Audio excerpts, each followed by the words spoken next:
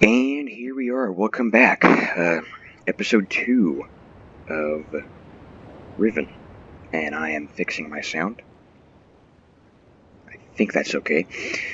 So, where we left off, we were going to do this rotating room. So inside, we see a star on the floor. We go in, we look up, and there are stars on the ceiling. And on each pillar, there's a beetle. In each beetle, there's a picture. And each picture, so there's that one. There's Gin, he's holding things, and there's a guy falling down, whatever that is. Close that. Over to this one, see there's some writing right here that's not in English, so I don't know what it is. And it's a pretty nice soundtrack. Pretty much anywhere you go in the game, there's like an amazing soundtrack in the background. Anyway, next picture, there's a wood chipper. Jeez Louise, my sounds for the third time. My sound is at maybe 10%, so I'm very, very carefully just like slowly turning this thing to turn it down. So there's a wood chipper in a building, and we're gonna see the wood chipper in the building in an upcoming island, and he uses the wood from the wood chipper to make the book, and then this other building has more things to do with things. More things to do with things. So there's beetle number 2. Beetle number 3 here has a picture of Gin writing in his book that he just made with all kinds of ideas and stuff sprouting out. Stars and sun, moon, sky, stars, and animals and plants, and basically just everything that he's thinking about. And basically, a bit of info. Gin is Atris's father, and Gin is literally a maniac. He thinks he's a god. And there he is right there.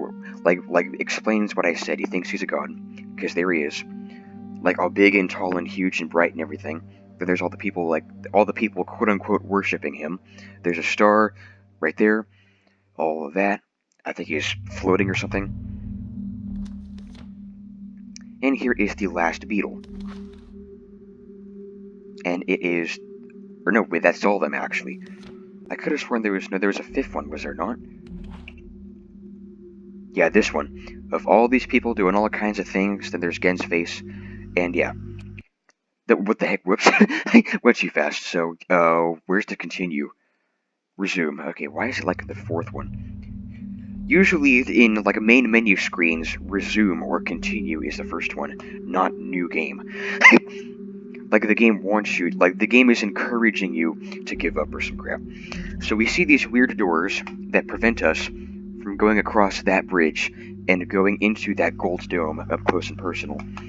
And we are going to get around this by pushing the button that we saw right here. It is at 1:55 p.m. At least now it is. So, as the room rotates, things change. Obviously. Quite a bit, as a matter of fact. See, how is my sound... Whenever I'm outside in the game, the sound is too quiet. But then indoors, my sound is too loud. So, there's a different view. There's the beetles and writing and stuff on the ceiling. And you see the door? The door we saw has moved. So we go ahead, go down the stairs again, and we go under this once again. We can see that there's that right there. A totally different door that we have to continue rotating the whole building to get to said door. So now let's go ahead and do so and continue rotating the building.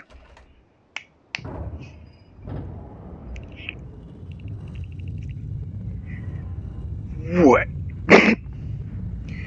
So, we're waiting for this to rotate, and we can see the doors in a different spot once again. Boopity boopity boopity boop.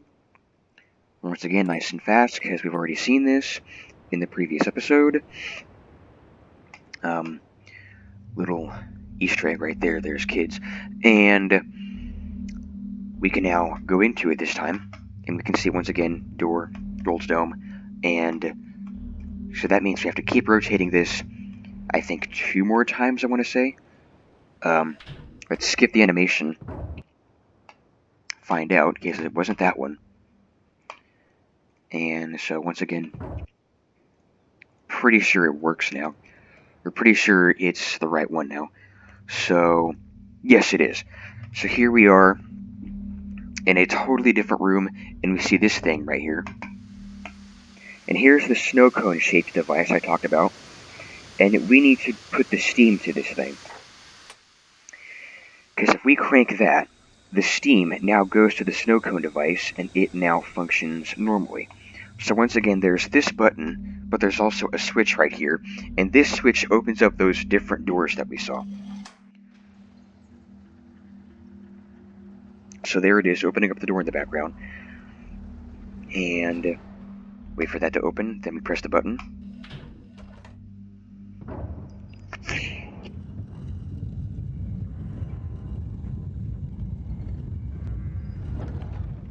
Just like so. Right, so now we can't go anywhere. So now all we have to do, right, can't go backwards, can't go forwards, all we have to do is press the button again. Skip animation. Nope, you can't this time. Pretty fast animation though, only a few seconds. So, it is now open, and one of those doors we saw is now opened. So, there's another lever. Skip that animation. Yeah, open the button. No, press the button. How do you open a button? Makes no sense. So, we're now locked in here, of course. That one's closed as well. 2 p.m. Waiting for this door to open. And here we are.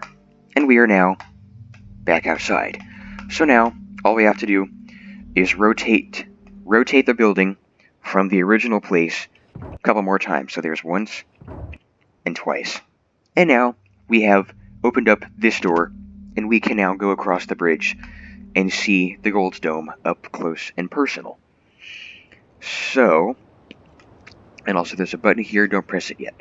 And we can see down here, this is where we were in jail. This is where that guy died and got pulled back.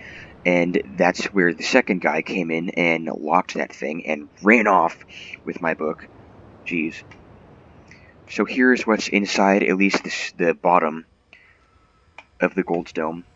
There's water, what appears to be a control center, a wheel right there to extend the bridge.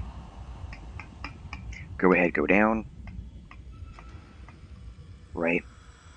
So here's this thing, and there's more steam over there. So we go ahead over here, take a left, go up to it. We can see ladders right here, and we can also see ladders right here. So if we put the steam over to the ladders, they now function normally. And now, so now that we've transferred the steam over to the contraptions that now function, I will now go ahead and read that book that Atris gave us. Down here in the bottom, there's a red book. So this is the book that Atris gave us in that intro in the previous episode. This is what he gave us. Talking about, he explains the process of how he created Riven and the process and like his father again and stuff. So, June 10th, 1987. They held for more than 30 years, but the corrections I made to Riven had finally failed. The islands had resumed the familiar pattern of decay that is the hallmark of my father's work. I must now race to implement this new patch before it's too late. I only hope that my revised theories are sound. June 16th. Revisions to Riven completed. There are still a number of minor adjustments which need to be made, but the basic corrections have been entered and should be working. Something's not right. I've been monitoring the instruments for several hours now, but have thus far observed no change. It's possible that I've made an error, though I've checked my entry against my prenotation and can find no discrepancy. I've not had a rest in nearly 3 days, so it may be that I'm just not seeing it, if the fault is with the foundational assumptions. However, perhaps after a short rest, I will see something. Success! It appears after my repairs have been effective after all. The gateway image has become noticeably clearer, and although it is impossible to know this with absolute certainty, the island seems to have quieted itself. Just a few more weeks of work, and I should be free, at last, to go there myself and attempt to bring back Catherine. The past 8 months have left me little time to think, to devise a strategy for getting her out of there. I've received no sign from her in all that time. I am afraid that no, I must assume that she is all right, lest my fears undermine my efforts to bring her back. That is all we're reading for right now. We left off on June 19th entry. So that is all of the book we will read right now. I will read little snippets of that book here and there throughout this Riven series on the channel. With every episode, I will read a couple minutes of that book and read a few more entries and stuff. And yeah. So, we put the steam over to the ladder. We went through the bottom layer of that gold dome. And over here, we can see an elevator that does not appear to be working yet. And if we continue down this cave system, we see more ladders. So, you know the drill. Put the steam over to that thing, and there it is. So there's that. Once again, more water, more ocean, more beautiful detail, more fun stuff. So there's the elevator, and if you're wondering how to get the elevator working, you gotta go way up there. And to go way up there is a bit tricky. And it probably won't be in this episode. So, that was all that. We can finally take things a bit slower and stop rushing through introductions and stuff, and finally, this game is actually pretty dang complicated. Where literally this is one of those games where you literally have to write things down and like take notes. So there's a lever right here. I don't think we're supposed to push it yet, from what I remember. But yeah, let's just go back this way. So there's the rotating room that we already used. We saw downstairs. We saw the big gold dome, and we saw this cave system and the temple, and that room. Right. Like the overhead things for light. Skip that animation, because we've already seen it. There's the image of our face, or at least where it was. And also, quick spoiler, Gen is going to use this thing. So, we're outside. Remember we saw on the blue thing, there's the stairs and the lines. So, we see this blue button. This blue button will call a tram. You can literally see it off in the distance. There it is. There's the tram, and here it comes. Over that jump, around the bend, through the corner, through that turn. Here it comes.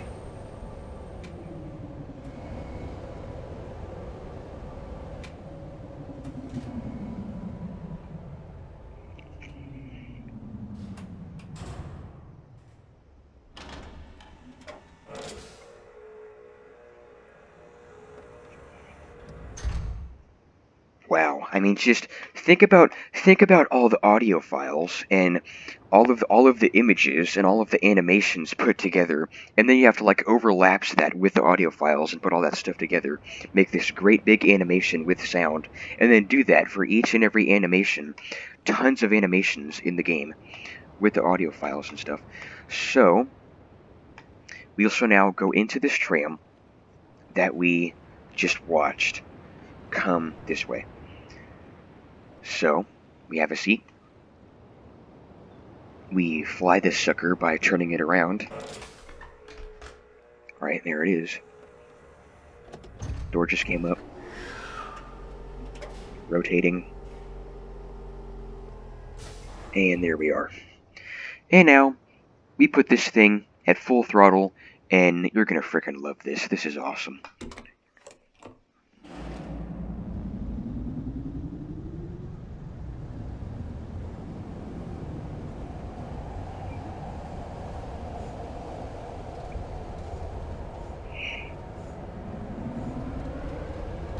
Holy crap, we jumped. Jeez. How do you survive crap like that? And just like that, in 30 seconds, here we are.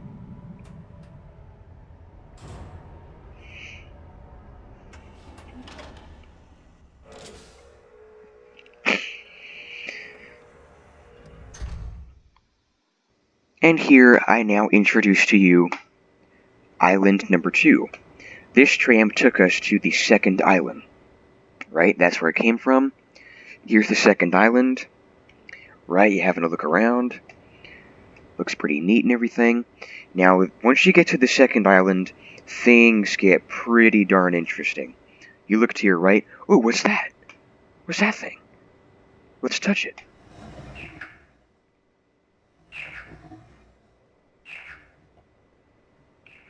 Right? So, there was a sound, and we saw a symbol. So, one more time.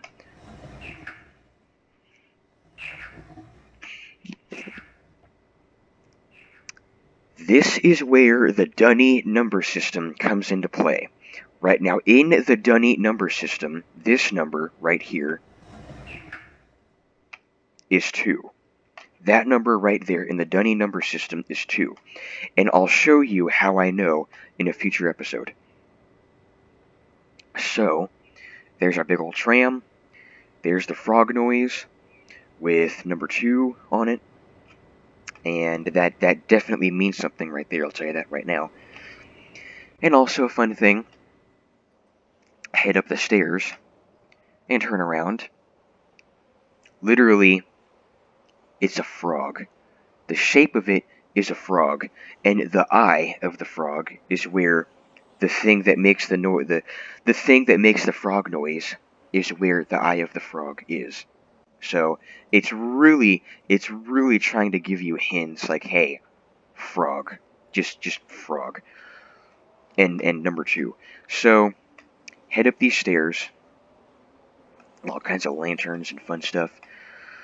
And this little blue button right here, this is to call the tram from way over here, the one back out here.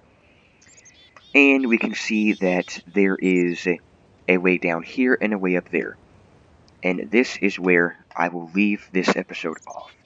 So if you like this video, like and subscribe, and I'll see you in the next episode. Bye!